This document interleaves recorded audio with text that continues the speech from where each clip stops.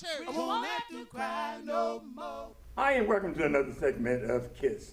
Keep it simple, sir. Keep it simple, Lita, Senor, sisters, saints of God. Surely we need to just keep it simple. We have another special program coming to you today from our studios. Very special subject, Black Genocide Awareness Week upcoming this year. Looking forward to you to join us. We have the president and founder with us. Also, we have Superman with us today. I call him my Superman. That was Senator Blackshear. We'll give you time to introduce yourself at this time. Alrighty, my name is Rakia Woods. Hi everybody, I am founder and executive director of CUF Foundation, Community Unity First, where we focus on mental health and psychology in the Black community, a little bit of what that looks like. We have our youth programming where we focus on building emotional intelligence in the youth. We do lectures and seminars, and we also have an environmental justice and awareness because your environment has an effect on your mental health as well. So that's a little bit about CUF Foundation, and I'm super excited to be here with Bishop. And Senator, aka Superman. Yes, sir. Well, State Senator Willis Blackshear Jr. for Ohio's 6th District. Such an honor and privilege to be here today. Currently in my first term in the Senate. Prior to being in the Senate, I was in the Ohio House for 2 terms. It's an honor and privilege every day just to be a servant in our community. And advocate for policies on the state level that affect all of us. So, so glad to be here to talk about this important issue. Yeah. Sure. And I am so glad to have both of you here with us. I love to see the youth upcoming. We always talk about passing the torch to the next generation. And I often tell our colleagues, we need to pass a torch with fire on it. There you go. And I believe somebody passed a torch to you guys with fire. Yeah. Because you both are very energetic. I'm not just saying this. And when I say I call him Superman, that's my name for him. Because everywhere I go, I don't see a phone booth, but he shows up. Yeah, I'm in and out, huh? Nah, I'll show up. That's what's important. I actually just had a conversation with somebody about that. Far too often, people get in office and, a lot of people ask, where are they? Disappear. For me, I always made it a priority to make sure I show up. No matter what I have going on, I understand that I didn't get here on my own, and I got a lot of people who are depending on me day in and day out. So it's very important to show up. So I do appreciate the nickname. I make it like a shirt or something, because, hey, you called me Superman, so that's all that matters, right? Yeah, that's good marketing. Yeah, I see him literally, I see him Everywhere. And different organization things going on. He's there in the community, and he's supportive of the community. And that's one reason I invited him for you, because I know you also have an outgoing love for our community. Absolutely. Yes. So today we're here to talk about, since I'm a talker, but I'm going to sit back and listen too. I want you to tell me a little bit more about what's upcoming and how did you come about. Give us a little background. I know someone never watched the show before. Fill us in a little bit more about your organization, how you got it started, and why you got it started, and then we lead on up to the Genocide concert. Okay, how did CUF get started? So CUF was founded November of 2022.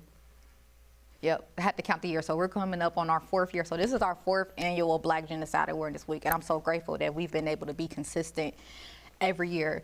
So CUF, I had 2 uncles that died from gun violence. One was shot over 17 times before he at 27 years old. And then I had another uncle, he did like 11 years in prison, got out 4 years later, he was killed. So for me, this is when you turn your pain into purpose, and this is exactly what CUF is.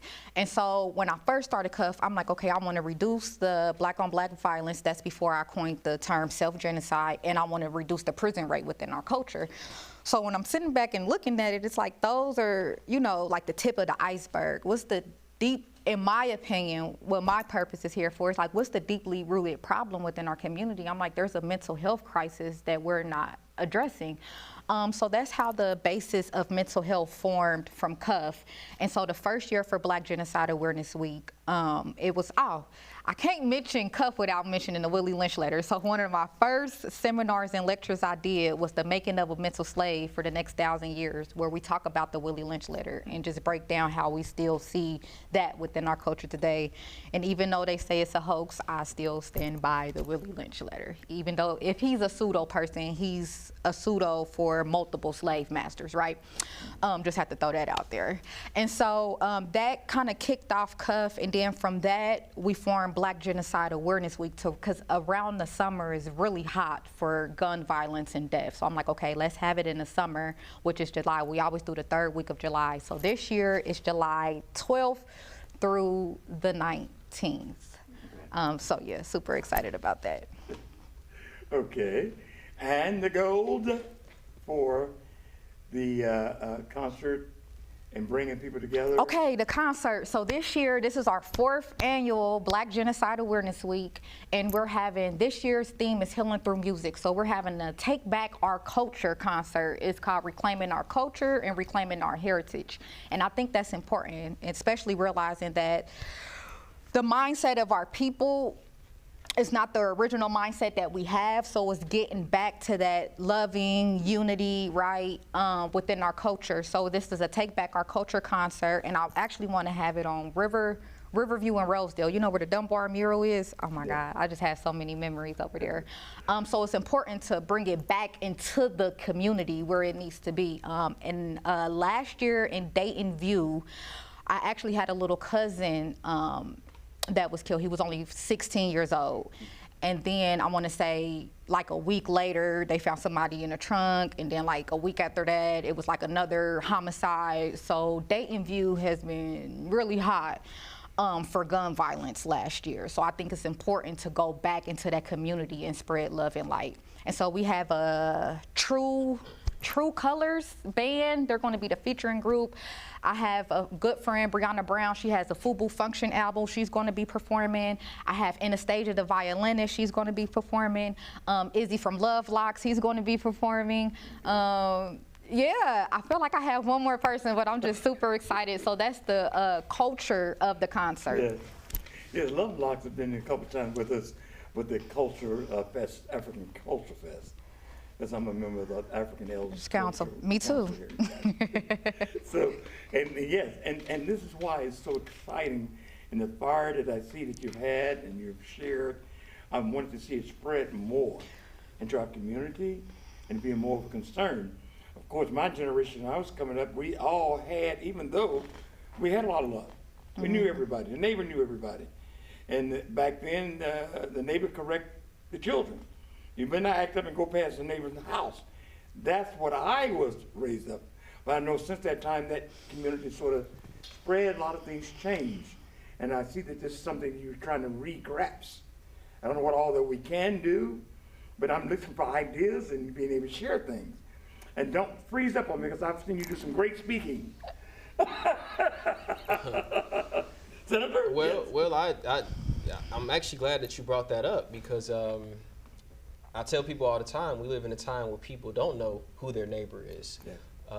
But I live by the saying, I am my neighbor is me. Oh, sure. What affects one of us affects all of us. Yeah. But we live in a time where the things that we thought would bring us together has divided us, tore us apart. You know, you think about social media, I can instantly see what somebody's doing, split second.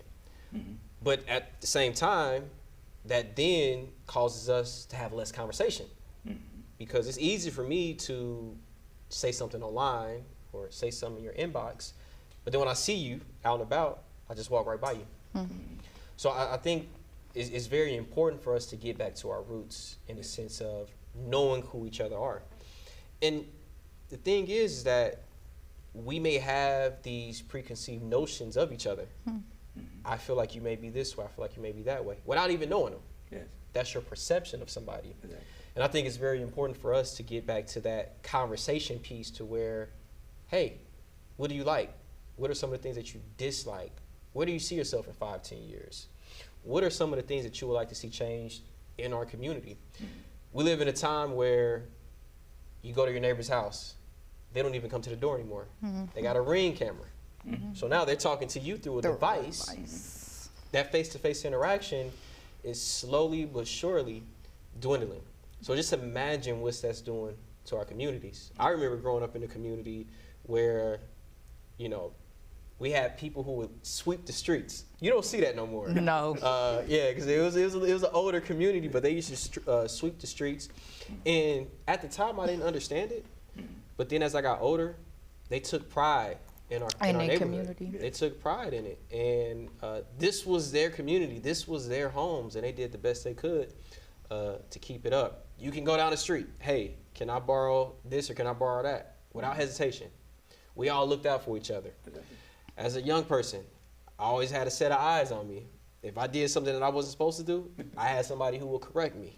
and also tell my parents, where nowadays, it's like it seems that you get punished for just trying to correct somebody who may be doing, you know, wrong. And the thing is that we want the best for everybody.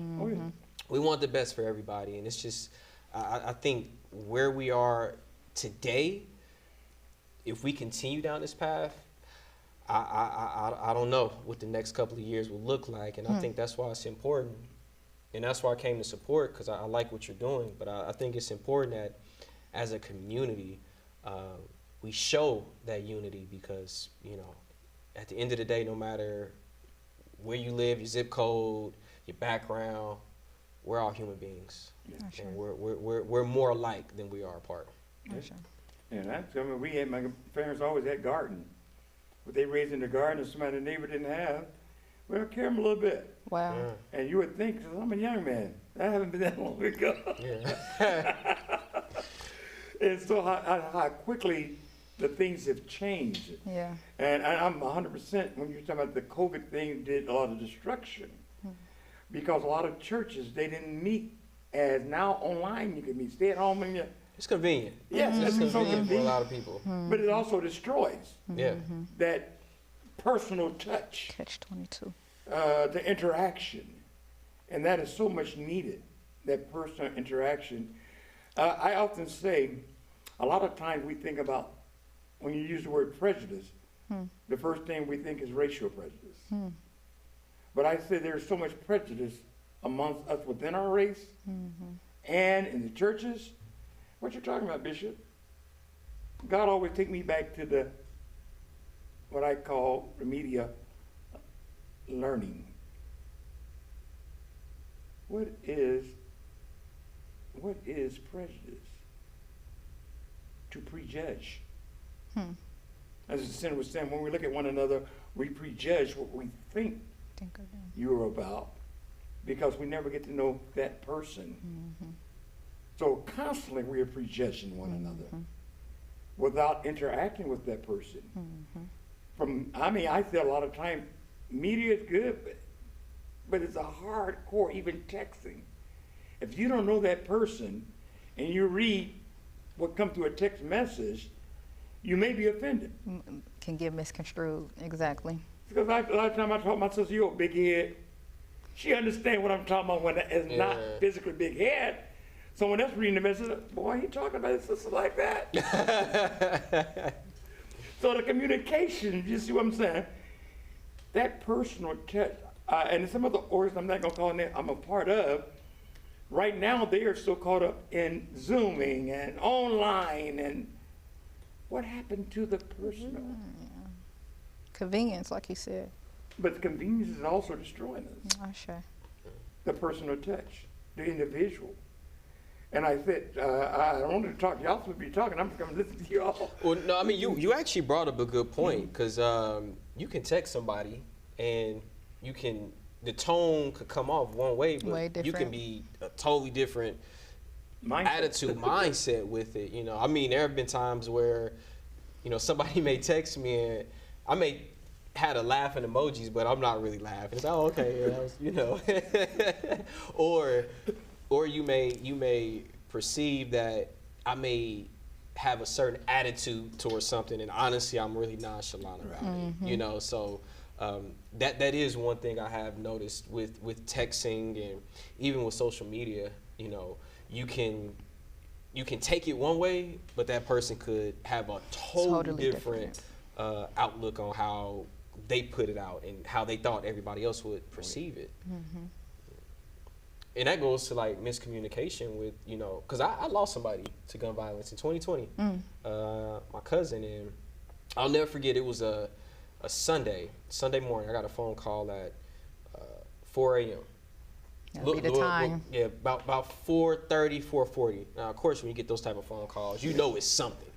You know, I say it all the time. If you get an early morning phone call or a late night phone call from certain people, you're like, okay, so what's going on?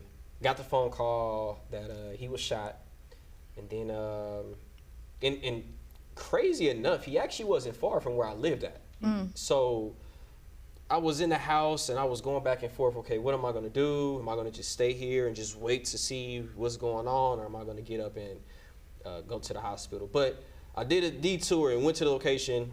Yellow tape everywhere. Now, granted, your mind isn't thinking that somebody passed away, or at least the person that you love is gone. And okay, yellow tape. So I decided to go to the hospital.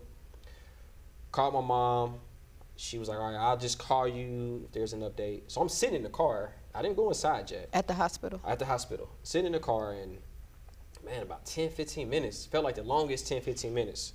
It's like, nobody called. So I said, let me call and see what's going on. Called my mom back, and she was crying. I already knew what it was. So got out the car, went inside, had a couple of my family members who were already in there, and everybody was just in utter shock. Now, what made this even more devastating was that he actually had his first son 2 weeks prior. 2 weeks prior.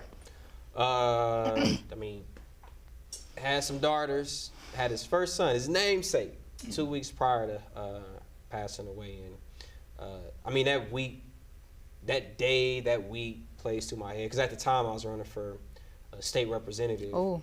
That was my first run. And I actually had a fundraiser that Thursday. And I told my team, I was like, I don't think I can do this. But they told me to channel my pain. They told me to channel my pain. And I feel like that was one of the best speeches that I gave. Wow. I've given some good speeches, but the simple fact that was in 2020. Now, this was February. Okay. Of course, a couple of weeks later, COVID happened. Everything was shut down. But I still have people to this day who come and talk about how powerful that speech was. And I came from a very deep place because, I mean, I understand the pain, but then also, too, that pain is not unique to people. Yeah. People have gone through, you know, devastating news that they lost a loved one to gun violence, and it just, it makes you question a lot. Why does it have to be this way? But also, too, it motivates you in the sense of, I don't want another family to have to go through this. And that's been one of the main things that I've been focusing on as an elected official, you know, just trying to make the lives of others easier. So. And as a minister, I hate to say it, but it's true. Some of the greatest messages people don't know. I was in the midst of some real storm, serious things and pain and issues, and I said, why God worked that way, I don't know. All that John wrote on the Isle of Patmos, Paul was in prison when he wrote those letters. Sometimes in our pain, we are able to help others. Yeah. And it's just so much that go unaddressed. And there are times like that when there is no words that you have. As a minister, we've done many services, but yet, in the real flesh, we also find ourselves faced with things, and we're human. I mean, you could be the person. Undertakers had to be undertaken one day. Yeah. Doctors have to be waiting on serve one day. So we have to be having that compassion and understanding, and that's what brings us together and make us closer. Trouble has a tendency to draw you together. I didn't hit the front line. I was blessed to send to go to Berlin, Germany, but during the war, there are men that become so close because they were faced with the same danger. And even those that were at each other's throat, but when they were faced with the same danger, all of a sudden they have to come together. They begin to realize we are human. We all hurt. We all have pain. And what you were saying, the pain that you were sharing that you personally had, started you to reach out to help someone else. And the scripture said, when we have overcome something, to turn and what? Help your brother. And that's what give us that camaraderie, give us that desire to help someone else. And even though the media now dictate to be hard and cold, I remember maybe 20, 30 years ago, maybe 20 years ago, it was a big thing that everybody was mean mugging each other for no reason at all. You know, the little happy thing, for what reason are, you know, you're pick, oh, you know something about that? They still do it. Still mean mug. But and really, what type of message that they were passing is, they think it's harmless, but in the person's communication, how they're receiving that. Yeah, and that's so I walked from City of Dayton to Columbus for Mental Health Awareness Month, a little over 72 hours. Okay. We did it in 4 days. And one of the things I said in my speech when I got to the State House is that we got to have more grace towards each other. You got to treat others how you would want to be treated. But then also, too, like, you really don't know what somebody's going through. I mean, we're all going through something. And, of course, some people just know how to mask it very well. But we all are going through something. And the thing is, you may encounter somebody who may be at their breaking point. So let's just think about you at the store and somebody mean mugs you. You're like, man, I'm already having a bad day. Now this person is looking at me funny, and these people are treating me this way and that way, and that could be their breaking point. But then also, too, it can harden their heart to where, well, people treated me like that, so I'm going to treat you the same way as well that I've been treated. And it's just this endless cycle. It's this cycle that we have to break, and I think, you know, we have to be the ones. I have to look myself in the mirror every day that, yes, I go through my trials and tribulations, the ups and the downs. 1 minute I'm on a valley, I'm in a valley, next minute I'm on a mountaintop. But I can't let what I'm going through dictate how I'm gonna treat somebody. Because I know whenever I may need that word of encouragement, I may need to see that smile. I would hope that somebody's willing to give that to me, and I know there are people who are looking at us to do the same. So we just gotta have more grace towards each other. Yeah. I'm a crazy minister, and I'll be crazy sometimes. I'll be in the middle of speaking. I was just thinking, talking about this, the facial type of thing in communication. I was doing a ministry at the nursing home, and I was speaking during communion. I was sharing that everybody smiling is not always feeling good on the inside. That is true. And you probably know Mississippi Red. You heard it? Yeah. He happened to be in the congregation when I was speaking, and I said, as I got finished speaking, I'm not a singer, but I said, take a good look at my face. You see the smile. Look out of the place. Look closer.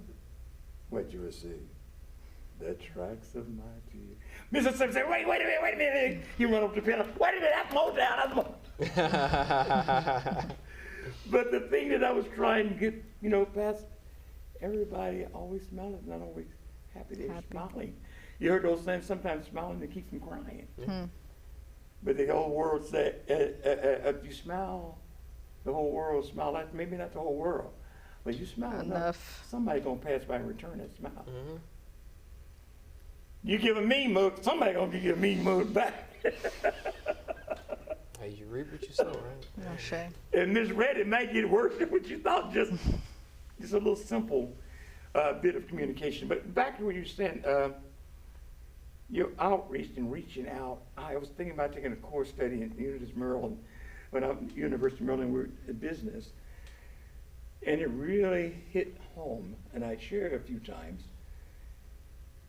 Destroying the family in a community is destroying our entire society. Because everything started with the family. The time, the grocery store, the family, all the employees was the family. the church, the pastor, but most of his members was his family.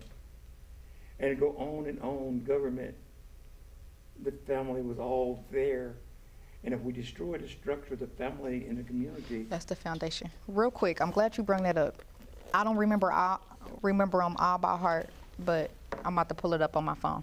So we actually released the Black Code this past weekend for African Liberation Day. We had an event, and I actually got the pen on right now. That's the logo for the Black Code. And what we want to do is see principles, bring back the principles and morals within the Black community. And so what made me think about it is last year we had a 5-year-old get killed and we had a 17-year-old get killed within 3 weeks of each other in a mile radius in the Bella Vistas.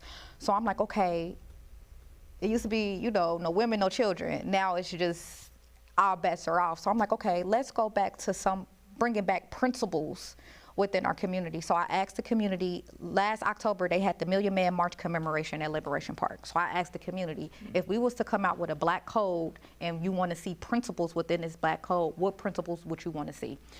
Went around, had my little notepad, taking down everything everybody said. And we condensed it into 10 principles. So these are the 10 principles.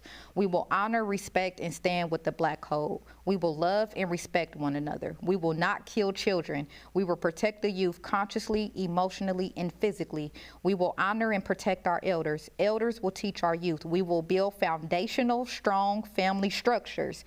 Fathers are highly present. We will educate our own beyond the system. We will act with integrity and justice. We will exercise control over our emotions. We will support and spend money with our own first. We will keep our streets clean. We are a product of our environment. And so at the event Saturday, I actually had the youth reciting these codes, and I'm like, wow, just how we learn the Pledge of Allegiance or the Lord's Prayer, this should be something that they recite daily, because repetition is important. This is why they teach it in schools, institutions, whatever you want to call it, right?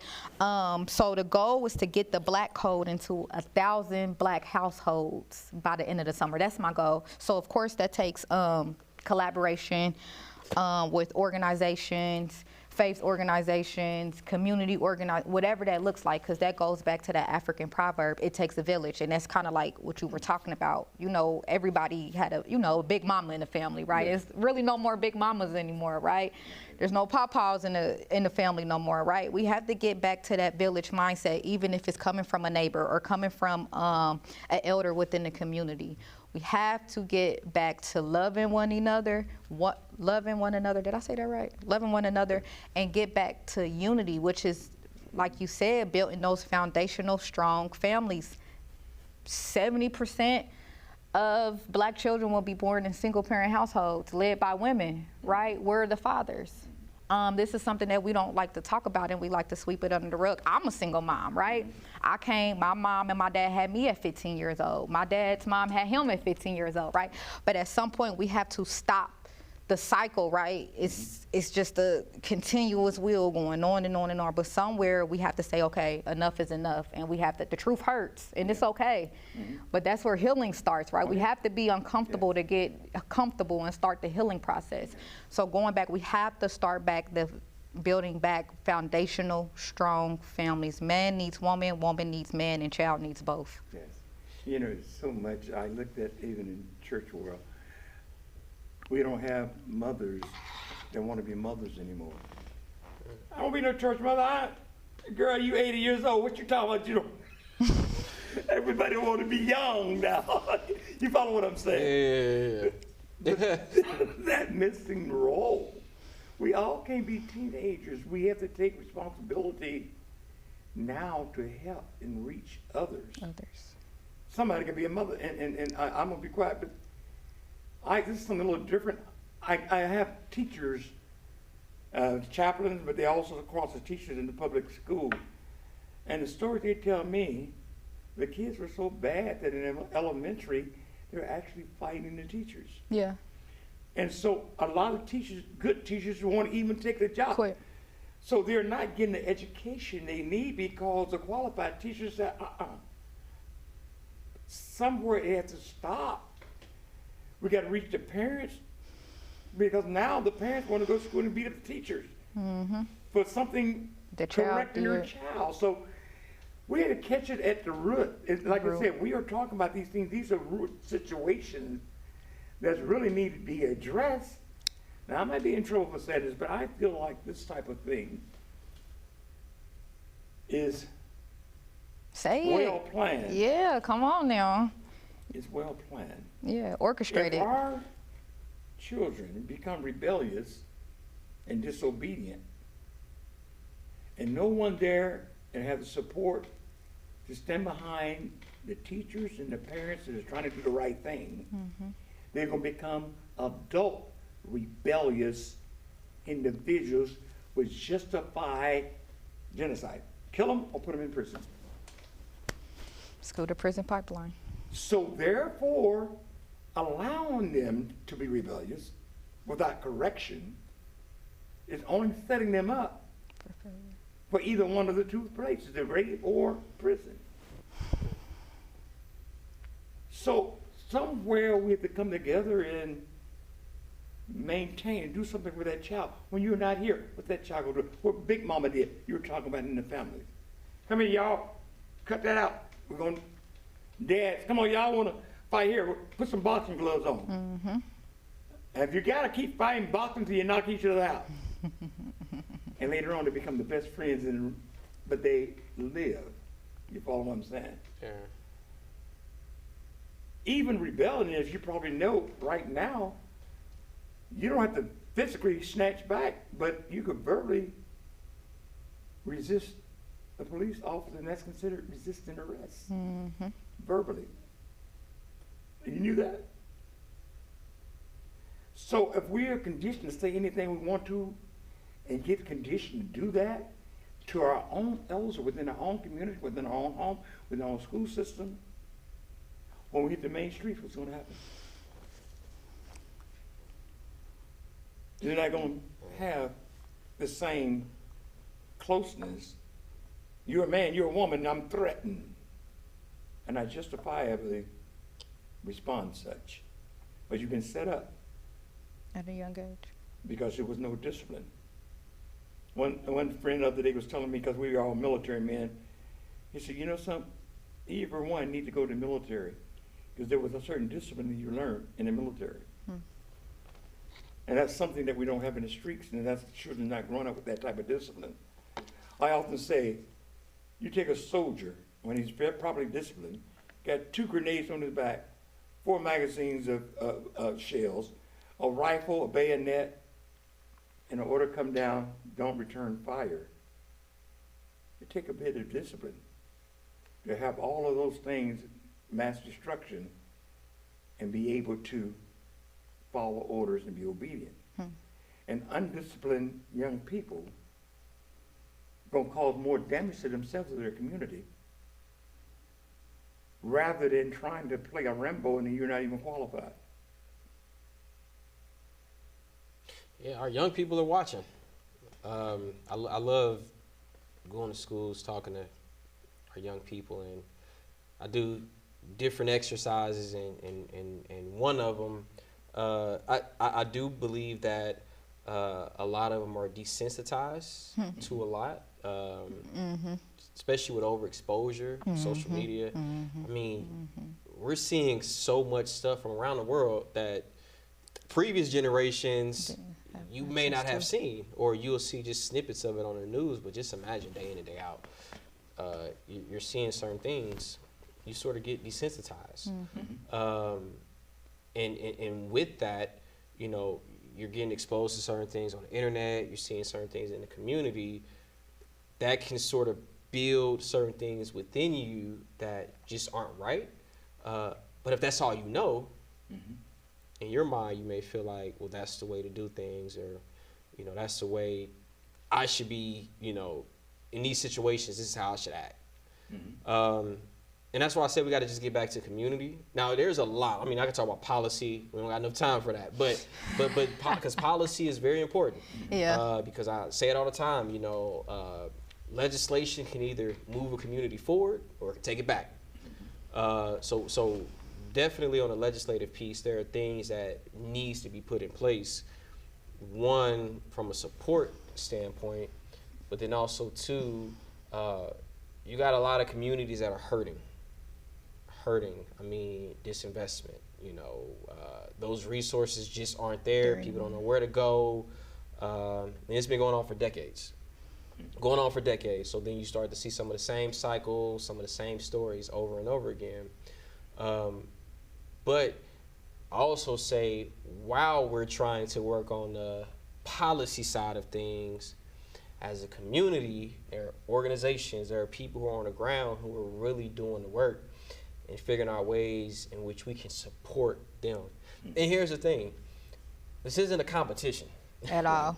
It shouldn't be a competition. At all. It shouldn't be. We should all have the same goals to see our community, see our state, see our country in a better position than what it's been in. So it's not about who gets the credit. It's not about, listen, I'm a public servant. My time will come and go eventually, because it's not about me. It's not about me. It's about the impact that I'm trying to have in my community, in my state, in my country.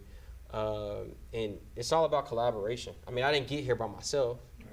I'm not here currently by myself. I have that support system, and I have those boots on the ground. I have people who are in different positions who we all work together. Yes.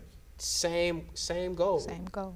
In mind, and it's the thing is that, when we continue to see these same stories over and over again, I mean, we got to look ourselves in the mirror like, okay, what are we doing to make sure this story doesn't happen again? Exactly. Besides us, it's this and that, let's come together. We can play the blame game all day. All day. But if we're not going to come to the table and figure out what do we need to do as a collective, we all got different skills. We all got different resources. Let's come together. Let's bring it together and really be the change that we want to see. That's sure. I feel like you were going to speak on something when we were talking about built-in foundational families and family structures. Were you going to speak on that? Do you remember what you were going to say? I talk so much. It's gonna come. Listen, it's probably gonna come back to me. Okay. And so another question: what would hypothetically, I don't know, I guess, what would a piece of legislation or policy look like to start bridging that gap between community and policy? I guess, if I said that right.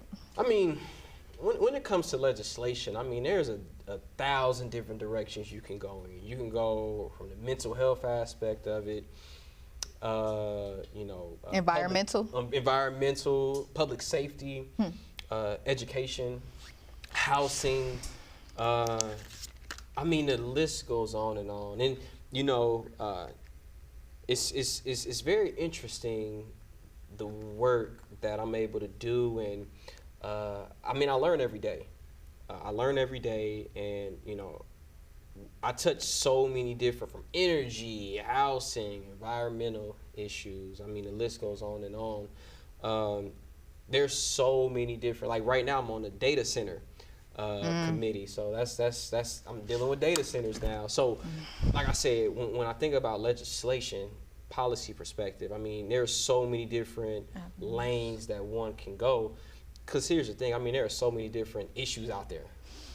I always say it's not a one size fits all. It's so many different layers to this. So, I mean, there's so many different ways we can tackle some of the things that we're seeing day in and day out.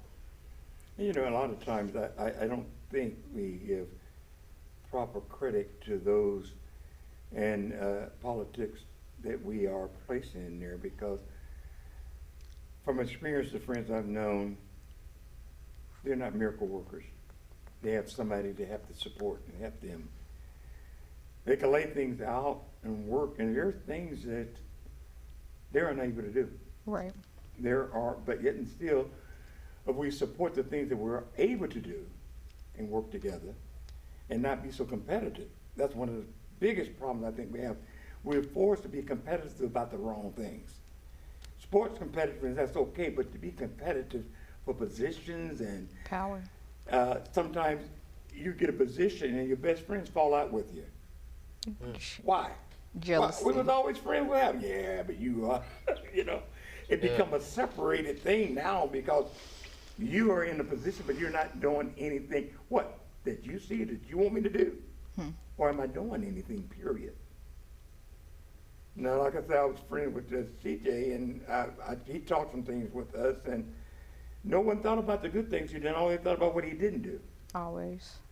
And it's a system, you know, like you got local, you got state, you got federal. Right. Yeah. So, I mean, I have people who reach out to me, and I mean, by all means, call me whenever, email me.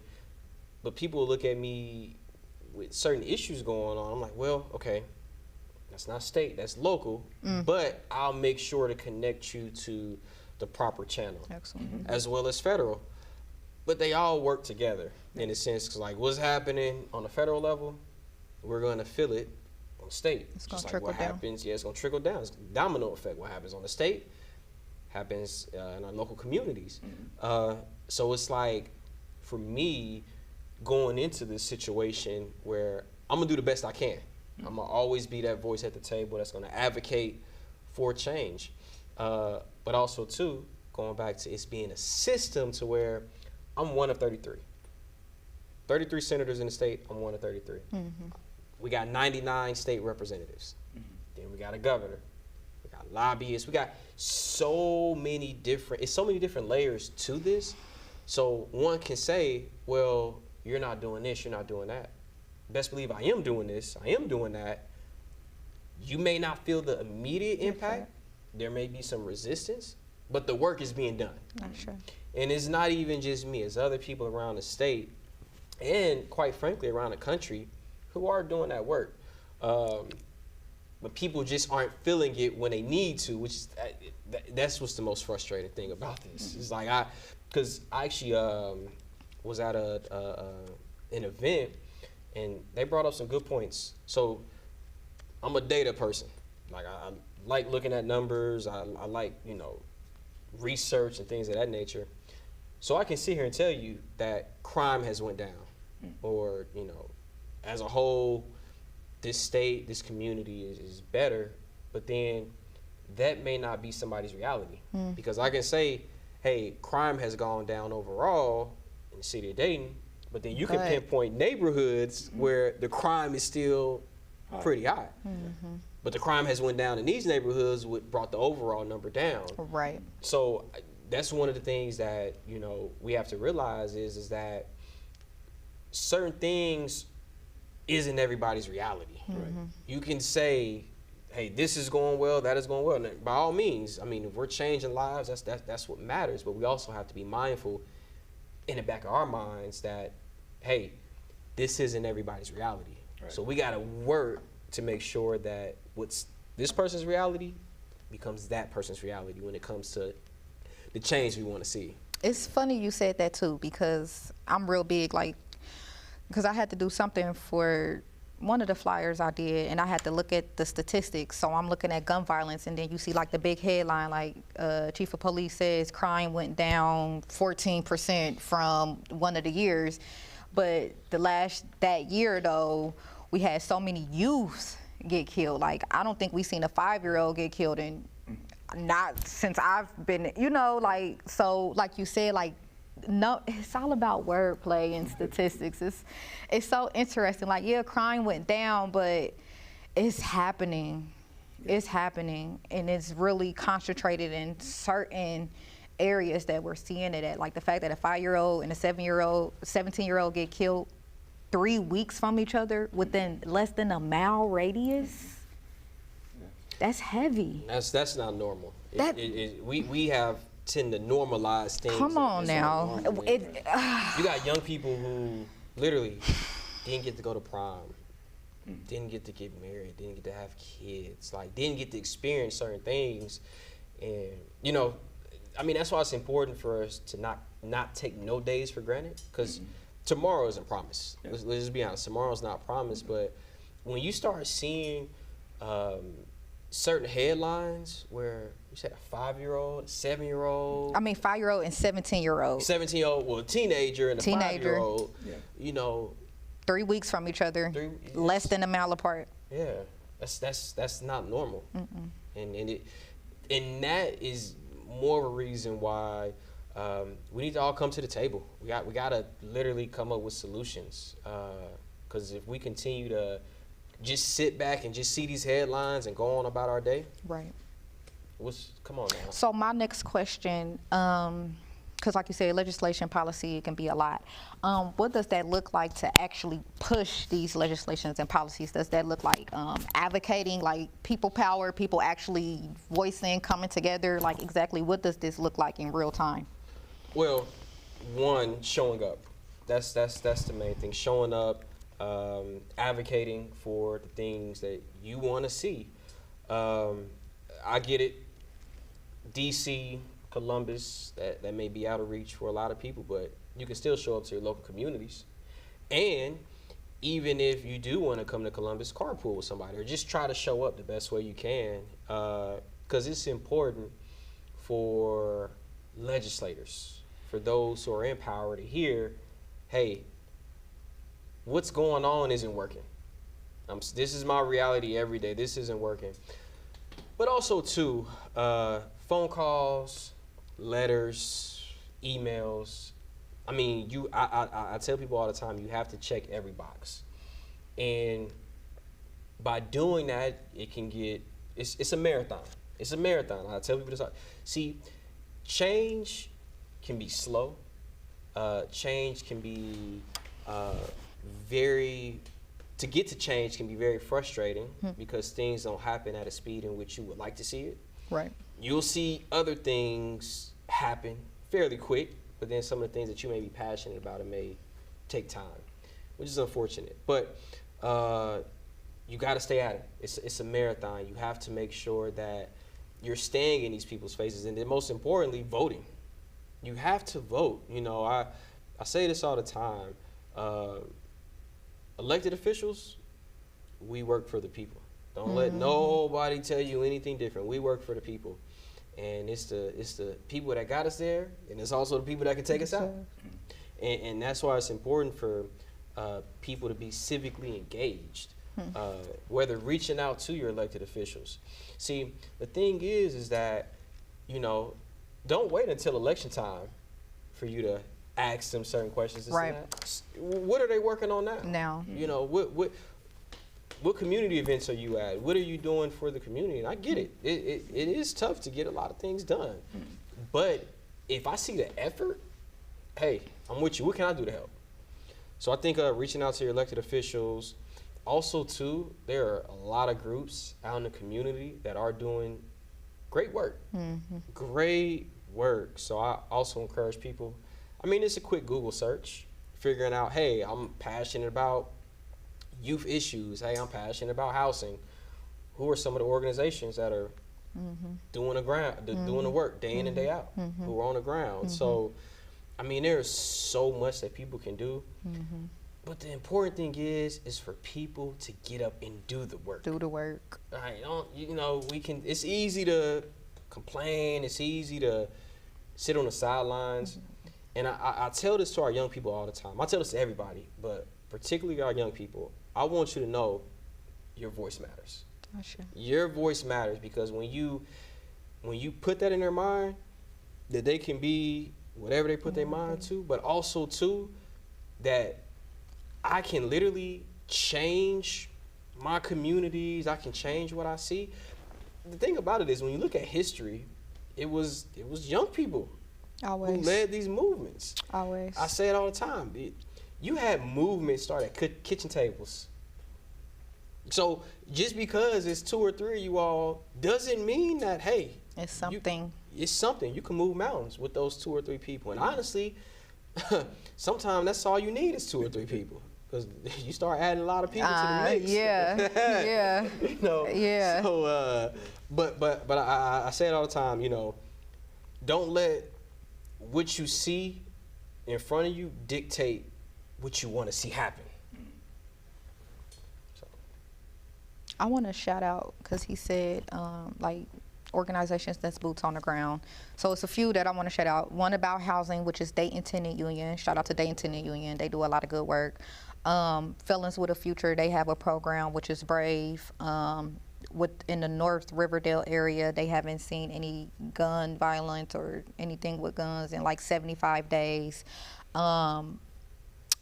Westwood CDC, they focus on like environmental justice, which is like all the illegal dumping and things that we see in that nature. So it's definitely organizations that's boots on the ground doing the work, but they need collectivism, like they need people to help or volunteer or whatever that looks like, and to know and to come together. There's so much ego that be going on where everybody, like you said, they gotta have a name on it or whatever they look like. But I definitely wanted to shout out those organizations that I know are boots on the ground and doing the work. And City Gates is another one that I know that does clean up. You said who? City Gates. I'm not familiar with them. Yeah, they clean up junk and trash. They got tons of it. Okay. Going around in different neighborhoods cleaning it up. I do want to say this as well. Outside of legislation, funding. That's one of the things that I. Whoa! Don't even talk about that right now. Listen. Well, that's one of the things I advocate for is for organizations to get the funding from the state, grants. I mean, you name it, because legislation can take time. Because I mean, you got to go through both chambers, and then hey, if the governor doesn't want it, he can veto it. But then now it comes back to the legislature. Does the legislature have the appetite to even try to do this back and forth? But when you have these organizations that are, out here doing the work, making sure that they're getting the funding to continue that good work in the community. So that's very important as well. So you got the legislative side as well as the funding aspect of it that I believe is very important. Very important. I think I want to give you a hot shout out right here first. Thank you. I don't get to watch everything you do, but you were explaining the process of government and on something. Good. A lot of people don't have that knowledge. They don't get a chance to go to school or college, but to let the general public know some of the things you were sharing about government and the operation. I appreciate that. And also the accolades you gave from Mr. McGlynn. You stood up for Mr. McGlynn. Sometimes you talked about, things. We have to encourage one another what they have done, something positive. We get in the habit of, the name, political thing, what they bandwagon. Get on every negative thing a person does, but don't look at the positive things they've done. And also, too, you got to give people their flowers. Yeah, there you go. While they're still here. Yes. You see it all the time where somebody passes away, everybody has so much phenomenal things to say about that person. I'm going to tell you to your face how I feel about you, just so you can feel that love, because a lot of times people, they pass away without really realizing how much people really loved and cared for them. So that's why I said, we got to continue to encourage each other. Exactly. And if somebody's on your mind, going to the mental health aspect, if somebody's on your mind, reach out to them. Just say, I'm just checking in. How you doing? Because you don't know how much that your presence as well as those kind words could mean so much to somebody. And encourage them to do more. Yeah. The positive encouragement. Mm-hmm. I tell you guys, you thought you couldn't do 55 minutes, did you? I know we could. I know we could. I told you that time to go by quick. But I tell you, in coming to the close, the reason we're here and about your program, the Genocide awareness coming up, make your pitch and let them know. And closing out, we want the senator to give us a summary of some of the things we talked maybe about a minute to those at home. I'll start. Yes, ma'am. All right, Black Genocide Awareness Week, July 12th through the 19th, where we focus on the self-genocide that we see within the Black community. The 19th is when that's a Sunday, from 3 p.m. to 6 p.m. Hopefully the headline's going to be on there, where you can go to CUF's website, cufnonprofit.org, and it will be more information on the 4th annual Black Genocide Awareness Week. I know that don't sound like a lot, but of course, consistency, and we're here to stay. So July 19th, Rosedale and Riverview, that's where our concert will be at. And I'll be excited to see everyone that can be out, come out. Please and thank you. This is CUF, Community, Unity First. It's healing season. Once again, Willis Blackshear Jr., great discussion. You can reach me via phone or email. Phone number is 614-466-4538. Or you can email the office at blackshear@ohiosenate.gov. I work for you, so if you need anything, please do not hesitate to reach out. And I just hope that you were able to get something from this episode. So really appreciate you all so much. It's one of the greatest honors to represent the 6th District in the Senate. So I take no days for granted, and thank you all for the support. So. God bless you. And thank both of you. Thank you. God bless you. And may heaven smile on you is our prayer.